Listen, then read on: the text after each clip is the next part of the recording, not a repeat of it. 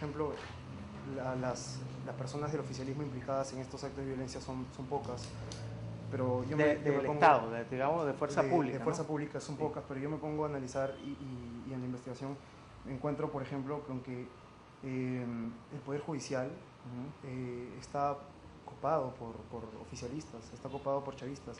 Una declaración, por ejemplo, una declaración de Pedro Carreño, que es el presidente de la Comisión de Postulaciones de la Asamblea Nacional en el 2004, fíjese. En el 2004 lo que él dice es, él estaba a cargo de la selección de los nuevos magistrados. Él lo que dice es, no nos vamos a meter un autogol y que los electos son magistrados cuya afiliación revolucionaria está más que garantizada. Entonces, ¿cómo podemos hablar de una imparcialidad en cuanto a la justicia si tenemos, por ejemplo, declaraciones de Pedro Carreño en la Asamblea Nacional en el año 2004 siendo presidente y siendo el encargado de las contrataciones de los magistrados al Poder Judicial y tiene este tipo de declaraciones? No solamente él, sino también el propio presidente que fallecido, Hugo Chávez. Entonces, mi pregunta es, obviamente pues no vamos a tener la misma imparcialidad en cuanto a juzgados, porque hay mucha más gente del oficialismo dentro del Poder Judicial, entonces está parcializado, sus palabras son clarísimas.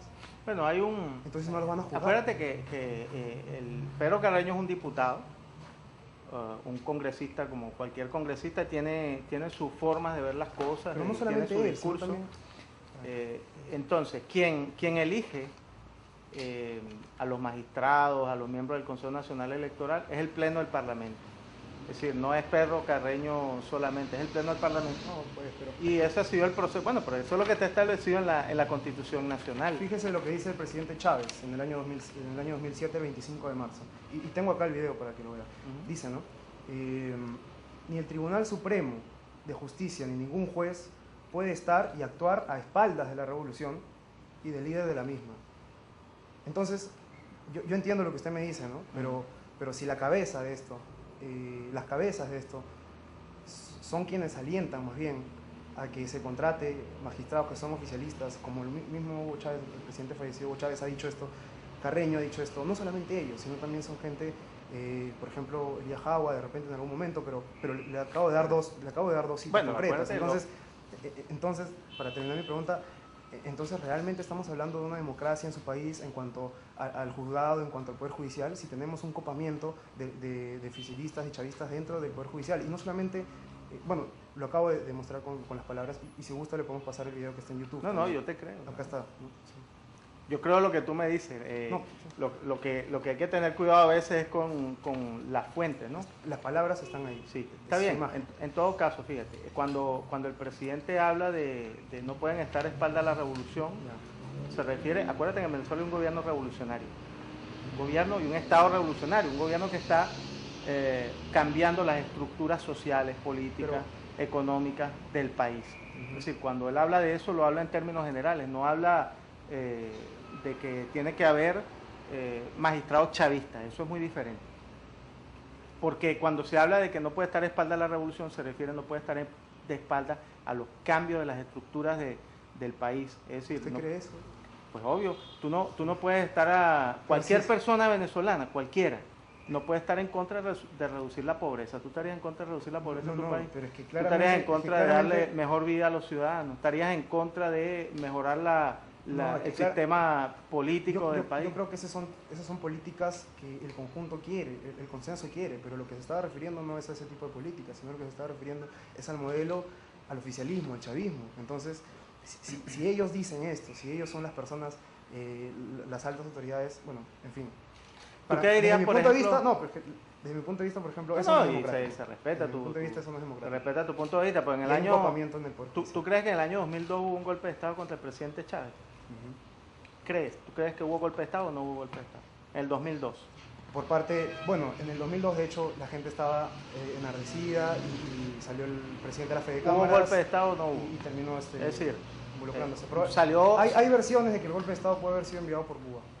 Hay versiones. Bueno, entonces, ¿tú crees? No, versiones. No le he dicho que creen eso, pero son versiones. Entonces, hay distintas versiones y no sabemos exactamente qué pasó. Los hechos demuestran, por ejemplo, que el presidente de la CONFIEP venezolana, con un papel, se autojuramentó, ¿no?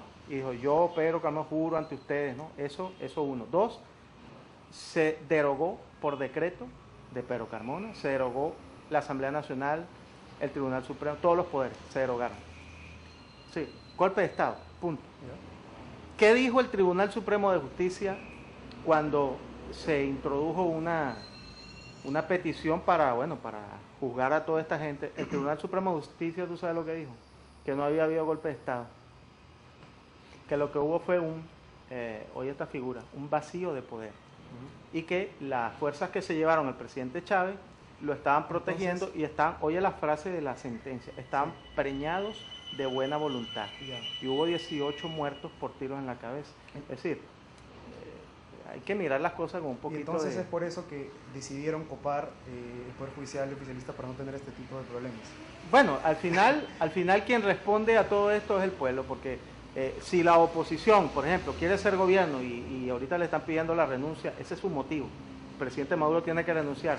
Si ellos quieren ser gobierno, lo que tienen que hacer es ganar las elecciones, punto, ganarse la confianza de las mayorías y obtener los votos y esa es la manera en democracia. Si ellos quieren salir del presidente de la República, la Constitución establece el referéndum revocatorio a la mitad del periodo, es decir, 3 años.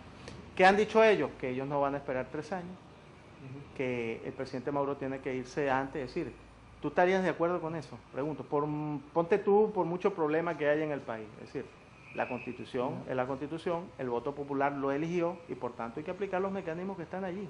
No puede utilizarse la vía violenta ni el apoyo internacional para derrocar un gobierno legítimo.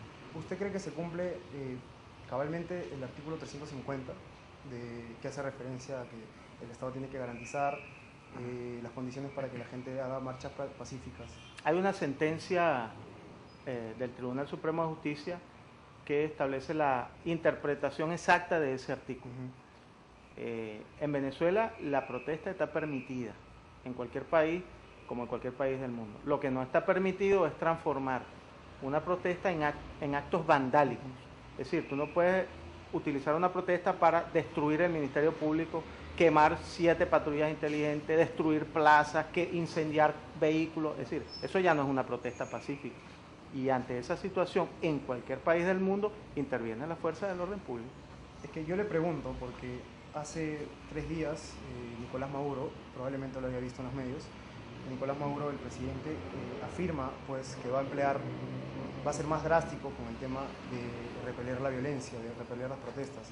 Entonces yo me pongo a pensar si este tipo de declaraciones las va a dar el presidente Maduro, entonces ¿qué garantías de que sea una protesta pacífica se está dando si previamente ya te estás parcializando y estás diciendo que vas a emplear la fuerza, vas a ser más drástico en cuanto a repeler la violencia?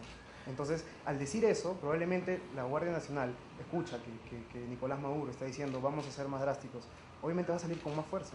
Oye, en Venezuela lo que ocurrió o lo que está ocurriendo no es que estudiantes como tú están protestando, eso no es lo que está ocurriendo en Venezuela, lo que está ocurriendo es que hay gente financiada, entrenada, con entrenamiento de guerra para generar violencia. Por ejemplo, ¿tú crees que un estudiante que está liberando una barricada le va a disparar por la cabeza a la gente que está limpiando la calle para que la gente pueda transitar? Eso no lo hace, y además disparándole desde lejos, eso no lo hace una persona que no esté entrenada. Entonces, hay 2 cosas aquí. Un grupo de estudiantes que pueden tener válidas solicitudes de reivindicación social, política, económica, las que quieran, que salen a protestar, y un núcleo violento, armado, que está generando muerte. Entonces, las medidas drásticas no es contra la protesta pacífica, las medidas drásticas es contra estos francotiradores que han matado ya 4 guardias nacionales y han matado cerca de 15 o 16 personas que han quitado las barricadas para el libre tránsito.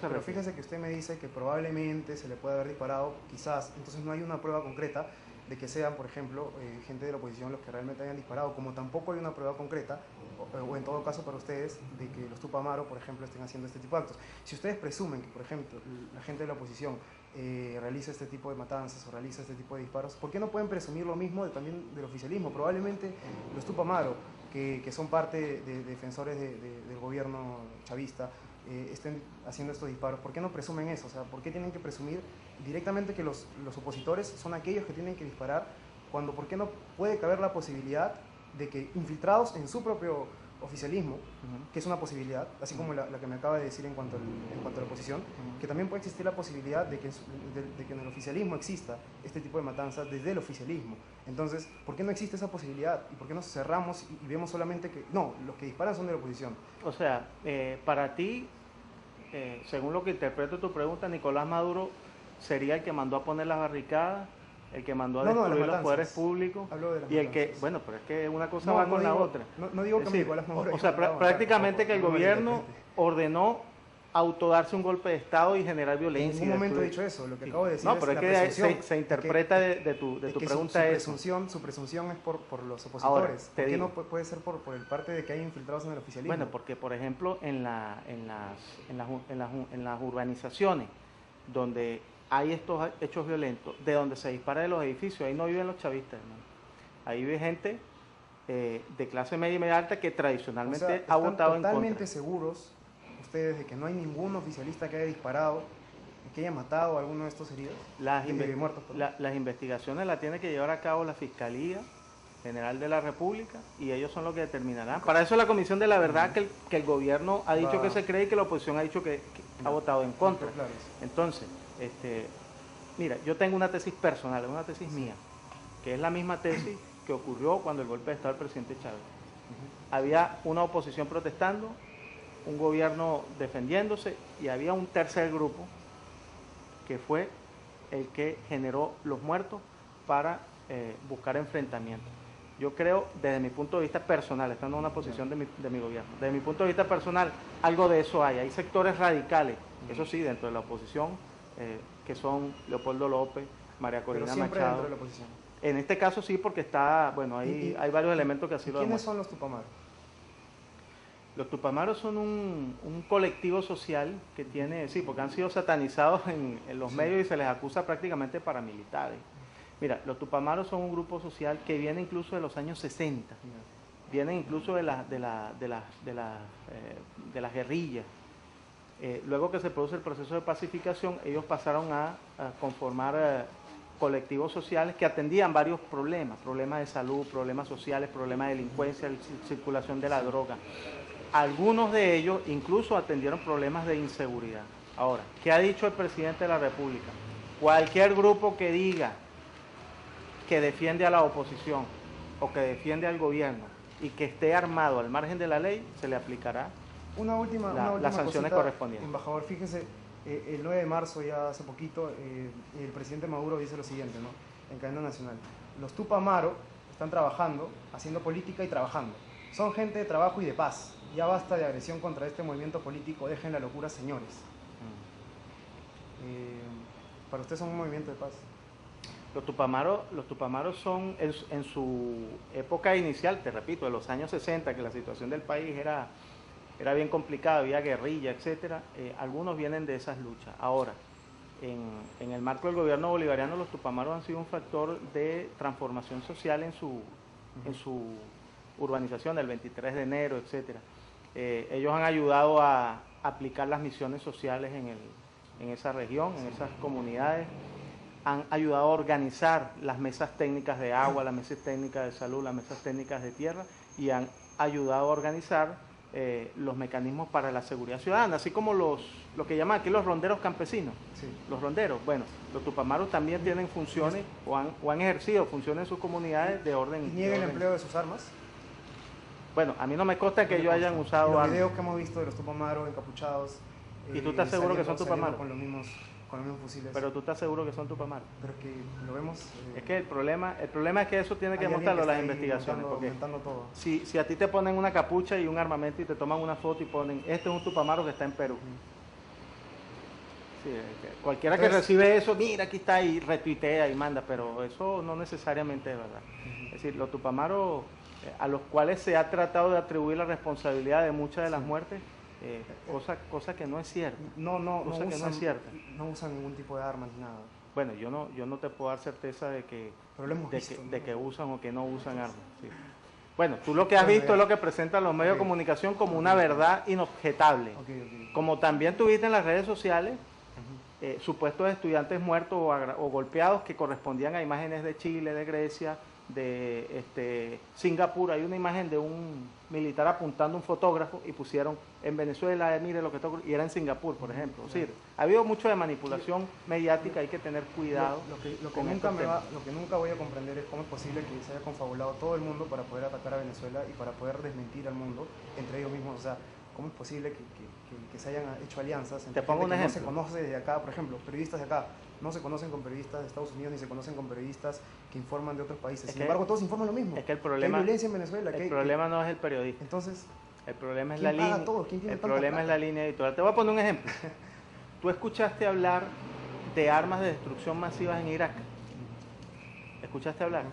A lo mejor estabas más pequeño y no te acuerdas. Bueno, se montó una guerra y una invasión contra un país sobre la base de armas de destrucción masiva. Todos los medios de comunicación internacionales se sumaron a esta corriente de opinión. Y al final, ¿qué se demostró? Se invadió el país, se sacó a Saddam Hussein. O sea, yo no estoy defendiendo a Saddam Hussein. Lo que estoy diciendo es que el hecho produjo un cambio de régimen en el país y después salió muy, con su cara muy limpia, el señor George Bush diciendo, no, es que las armas de destrucción masiva no existieron. Pero toda la mediática internacional se sumó a una idea que era falsa. Es decir, algo de eso está ocurriendo con el caso venezolano. Y el problema no son los periodistas, el problema son los dueños de los medios de comunicación, que ellos sí se reúnen y establecen líneas de trabajo. Y alguien les paga a los medios de comunicación. Es muy probable que haya algunos elementos de esa naturaleza. Bueno, yo noto que tú minimizas el tema del imperialismo, pero te pregunto, ¿ha intervenido militarmente los Estados Unidos en América Latina a lo largo de la historia? ¿Ha intervenido militarmente Estados Unidos en países del Medio Oriente? ¿Está interviniendo Estados Unidos y sus aliados en Ucrania en este momento? Te pregunto. ¿Eso a qué responde? Te pregunto. Es su opinión. No es mi opinión, son hechos Realmente, reales. Embajador, le agradezco muchísimo por haber estado con nosotros, por haber dado este tiempo y por haber conversado sobre temas económicos, políticos de su país. Algunas últimas palabras sobre tratar de buscar la paz en su país. No, mira, lo más interesado, porque eso es lo que queremos todos. Lo más interesado en que haya paz en Venezuela somos los venezolanos, sin duda. Ahora, una paz que debe ser alcanzada sobre la base del diálogo, sin injerencias extranjeras, debe ser alcanzada, sí, con el apoyo de las organizaciones internacionales que el gobierno venezolano considere que sea oportuna su participación. Y fundamentalmente mirar con cuidado el tema Venezuela, o sea, con la mayor objetividad posible, porque cuando había 3 muertos en el Toya había personas que hablaban de genocidio. Entonces, cuando tú hablas de genocidio con 3 muertos que son lamentables, ya tú ves que hay una desproporción entre la matriz mediática y los hechos. ¿Por qué eso es así? Se hablaba de plan de exterminio, había 3 muertos. O sea, un plan de exterminio es la Alemania nazi, por ejemplo, donde murieron cualquier cantidad de judíos. Un plan de exterminio es, por ejemplo, lo que está ocurriendo con el pueblo palestino y los israelíes, donde lanzan bombas con fósforo blanco que están prohibidos por los acuerdos internacionales contra un pueblo civil, y eso pasa por debajo de la mesa como nada. Ahora, en Venezuela hay 30 lamentables muertos, todos los lamentamos profundamente, y se habla de una gran actitud represiva y genocida del gobierno bolivariano.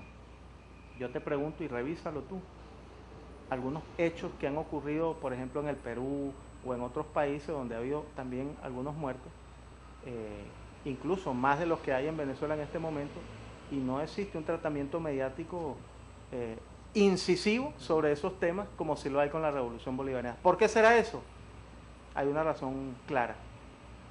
Todos los grandes cambios de régimen que se han producido en los últimos años en el mundo han sido contra países productores de petróleo y miembros de la OPEP. ¿Será que el petróleo tiene algo que ver en esto? ¿Será que tiene algo que ver que Venezuela sea la primera reserva de petróleo del mundo? ¿Será que a los Estados Unidos les interesa, como lo hicieron durante 100 años, volver a controlar las reservas de petróleo de Venezuela, que hoy día, por Constitución Nacional, son propiedad del Estado venezolano? ¿O será también que Cuba está detrás de todo esto en Venezuela? Fíjate, ¿O será que Venezuela también quiere volver a ser, Cuba? Fíjate, eso es un ejemplo interesante para que la gente lo comprenda. Compara tú los Estados Unidos con Cuba. ¿Quién tiene real capacidad de intervención global? ¿Cuba o Estados Unidos? O sea, ustedes hablan de, lo que interpreto, ustedes hablan prácticamente de un imperialismo cubano, un país que está bloqueado por los Estados Unidos. Mira, 189, 190 países de la ONU han votado contra el bloqueo a Cuba. ¿Quién hace el bloqueo? Los Estados Unidos. ¿Por qué no lo levantan? ¿Ya? Entonces, ¿ese país bloqueado es el que ejerce un imperialismo en Venezuela, América Latina y en el mundo? ¿O es Estados Unidos que tiene todo el arsenal militar, tecnológico, político, mediático para hacerlo?